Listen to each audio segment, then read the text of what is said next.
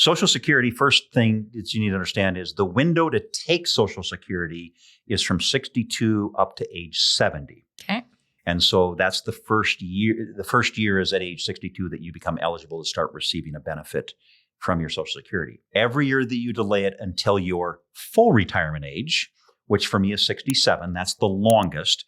People that are, in their mid 60s now, their full retirement age might be 66, 66 and a half and so forth. But for every year you delay Social Security from 62 until your full retirement age, it actually increases, Cammie, by 7% a year. Okay. So think of that for a minute. I mean, you've got an income that potentially can grow by 7% a year. If you can extend, yeah. But you have to defer it.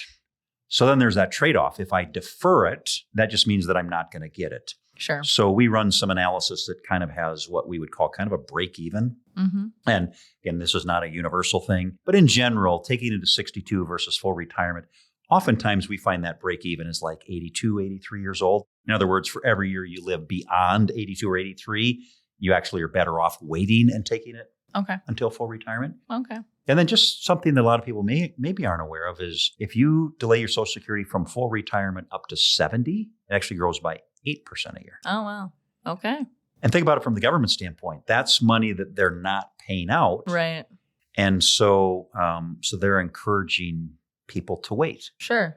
Yeah. But if you've got great health, you've got other income sources, lots of other strategies. So how do I supplement that? Maybe it's some of your retirement. But yeah, so that is one guaranteed income source is Social Security. Guaranteed in the sense that as long as Social Security continues to pay, it shows up in your bank account every month and you don't have to worry about it.